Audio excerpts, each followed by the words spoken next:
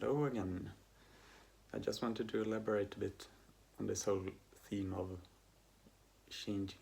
changing sex, basically. And so what I wanted to make a bit more clear is that I don't think it happens from one lifetime to the next. Like, it's not like you die and then in the next life you become the opposite sex if you just wish hard enough in this current life. Like, that's not how it goes. That would be a bit too much like magic or like some miracle that suddenly happens, and that's basically not how things in nature works most of the time. It's just everything is so gradual in life everywhere, and the same thing happens between lives. It's a gradual change. It's not like you suddenly become someone completely new, or you enter into a completely new body, or you change into a whole different person. Like, everything is gradual, basically.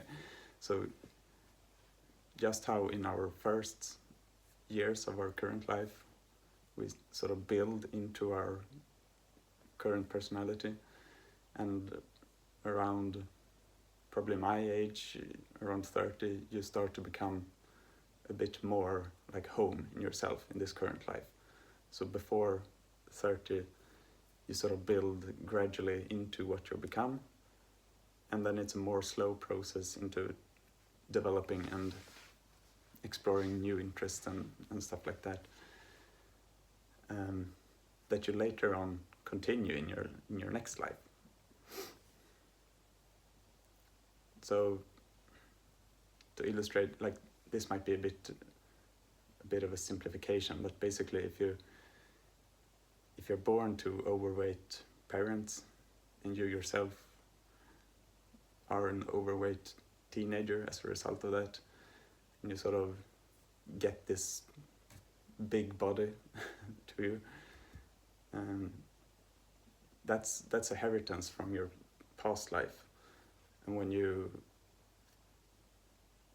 actively try to change in your current life, and maybe you go on like a good exercise program, you change your foods, and you get really into a healthy living, and you transform yourself into a more healthy body.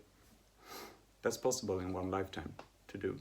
Like, that's a type of change that one person can really set their mind to and do during the course of one lifetime, even if they're born with some unlucky traits like overweight parents. And so if that person really sets their mind to becoming thinner and healthier, and at the end of their life achieve like a normal healthy body, that inheritance is built on into your next life. So you continue sort of where you left off, basically, like, except for this repetition phase of your first few years in your current life that you have to go through, because it's like how a seed grows in their first stages. Like, every seed looks the same at first. They grow out of their pot, like small leaves turning out, and they sort of go through all of these repetitions of development stages before they reach their final form. And that's sort of what happens to us too. So the person in this example that is born overweight and then later turns thin, maybe they're born overweight in their next life too, but they gradually repeat the process they went through in their past life until around the years 30, and then they sort of reach the same standard that they were at the end of their past life. So right now, me around the age 30, I'm probably right now at both bodily and like mentally where I was at the end of my past life currently. And then from now on, I get the chance to sort of set the inheritance for my next life.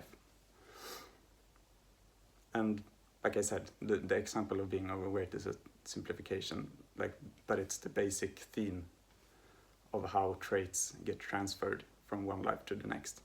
It's very gradual, and it's very organic. Everything in life is built around the same principles that you find in nature. That is very organic and happens for a reason. Everything that occurs has reason for why it occurs, basically, in nature. And it's an endless chain of reasons back to why things are the way they are. And so that's sort of the context to how the switching of lives works. And so when it comes to gender and sex and that sort of thing, it's basically the same thing that's happening, but it's on a way larger scale. So even if one person lives as trans their whole life, they're not gonna turn into what they were trying to emulate in their next life, because it's still just an emulation. Like the basic dimorphism of life that is present in plants and in animals and humans, it's such an integral part of what it is to be alive that it's not possible to change from one life to the next life. So even though I think it is part of nature to experience both sexes, it happens on a much larger time scale. So it's not from one life to the next, it's from one spiral to the next. So like I touched on in my last video, one spiral is like a full development era, basically, of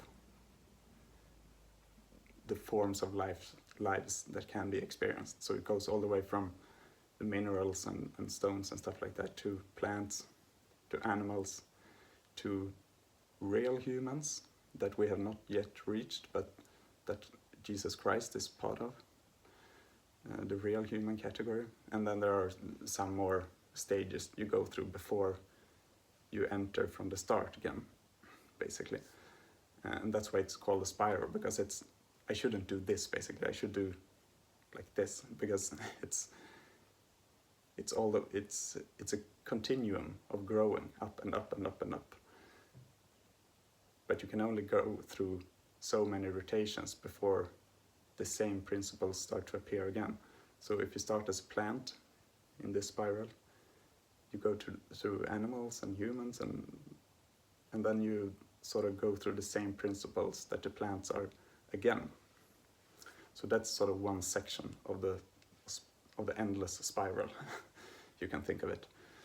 And so the gender stuff is something that is exclusive to one spiral. So, like I said before, even plants start to develop dimorphism and have two sexes. At first they are one sex, but somewhere during the plant kingdom, sort of, they get this split and they turn into males and females. And that split is something so fundamental in the scale of this whole spiral that it sets the development path that you're on, basically. So once a plant splits into a female, she then becomes a female during those lives, and she gets more and more pronounced as a female the more lives she goes through. And eventually she reaches the animal kingdom and she becomes a female animal. Because, yeah, there are basically two paths. There are splitting in the plant kingdom, the female and the male development paths. And we're still individuals, and we're still capable of sort of developing based on our own interests and attractions. But we're on these two basic paths. And so the female plant that I took as an example becomes a female animal and then a female human. So even though she passes through like thousands and thousands and maybe millions, I don't know how many lives, but probably millions of lives during one spiral. She's still female from that first split until these two paths sort of meet again at the end of the spiral. That's where probably we're gonna see in the real human kingdom with the Christ consciousness and stuff like that.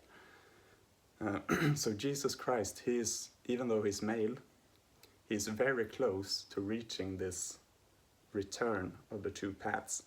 So he's basically at the very end of the dimorphism. He's soon one sex again. And that's sort of when you reach the top layers or the end of one spiral. So you go from being one sex and one consciousness, basically one type of consciousness, into two different types of consciousness that affects how our bodies develop and that sort of thing, and later return into one again. And since they return into one, after that point, the male and the female bodies will start to become more and more similar, because we're no longer divided by two different types of consciousness. But like I said, like the whole premise of how life and nature works is through gradual change. So even though Jesus Christ may have reached the point of unification of the male and female, we're not going to see that change immediately in his body, and that's why he appears as a male, even though his consciousness is of the standard of the two joined together, basically. So once humans sort of more and more reach the level of consciousness that Christ has, our bodies will gradually start to change into something more unified. So our bodies will look more and more the same. And it's not going to be a male body or a female body. Like it's a new type of body, basically, that is both sexes. And then we have reached like some much higher plane of existence than we're currently at the earth. And then once you've lived thousands of lives in this era, you sort of everything that is repeated and is experienced again and again and again, eventually you get full of it. Like the way hunger works. If you eat enough, you will get full and you don't want to eat anymore. And the same thing will happen up here in this level. And then you start a new spiral, and you have to start again from the plant kingdom, basically. And that's where the change of sex happens. So if the female plant that I took as an example in this spiral goes through all of these thousands of lives, becomes one sex again, in the next spiral, once she reaches the plant kingdom again, she will cross into the other path of being male. So you can look at it like one spiral as a repetition of the same principles in one sex, and then the next spiral as a repetition of the same principles but in the other sex. So really the two spirals sort of encompass the male and the female experience, basically, and we all go through this. And it doesn't have anything to do with feelings or how you're if you're feeling more feminine inside, like I did sometimes during my trans years, or it doesn't matter how much you wish you were born the opposite sex or anything like that. Like, no, it's you have to go through all of these experiences, and eventually, like for me, I'm male in my current spiral that I'm in. I've lived probably thousands of lives already in this spiral, and I'm gonna live thousands of more, and eventually I'm gonna be full of the male experience.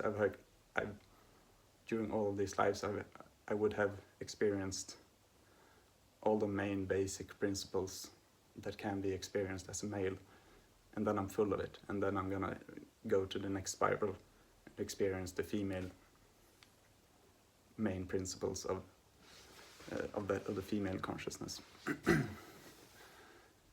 So it's not a matter of wishing you were born the opposite sex, but it's more a matter of the organic hunger and fulfillment, basically, that is present everywhere in nature. That's, yeah. If you live in the desert all the time during thousands of lives, you will get tired of the sun and you would want to live in a dark place. And if you live in a cold and snowy place during thousands of lives, you're gonna get tired of the cold and want to move to some tropic island, or I don't know. Like that's how everything is regulated in nature, on this hunger and fulfillment principle. And that is also what regulates this switch between the male and female in every other spiral, sort of. But since it's such a basic fiber of how we build our organisms, it can't be changed just because you're full of being male in your current life, or you're full of being female in your current life. Like that's a temporary, one lifetime is just a temporary little dot on this whole spectrum. So you need to, what we need to do as humans right now is have our goal set to this unification of the male and female that will come once we reach Christ consciousness. That's sort of the most realistic goal right now, is to join the male and female, basically, because that's what's on all of our paths naturally, eventually.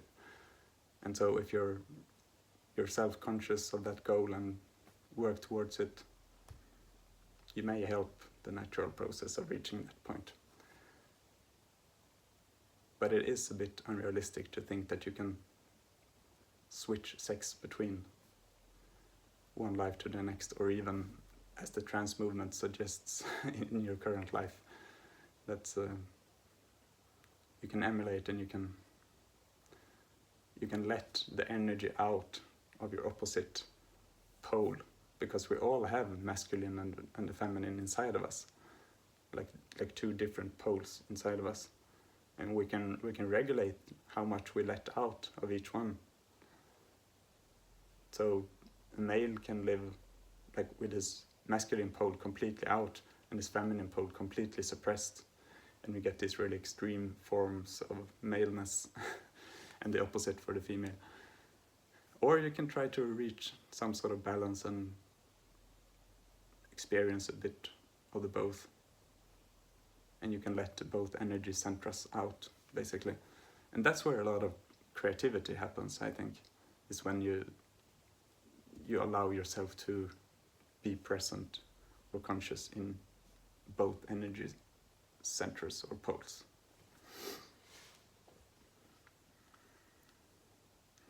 Okay, I've talked long enough, so that's a bit, it's very interesting, these subjects, and I can probably ramble for a whole hour or so, but that's a bit more info of how I view the change of sex. And that's why I said in my last video that both the TRAs and the gender criticals and basically everyone in this debate are right, because you can't change sex. It doesn't happen in one lifetime or even in the next lifetime. It happens on a much larger scale. So in one sense you can't change sex because it's not possible in one life, but in another sense you can change sex because it happens all the time in nature at the switch of the spirals. So, and we're all at different stages in this spiral, and there are endless number of lives in the universe, so it's not like we are at the center right now. There are an equal large amount of lives in all stages of the spiral and in different forms and planes and everywhere. Okay, yeah, basically. I'm gonna stop now. See ya.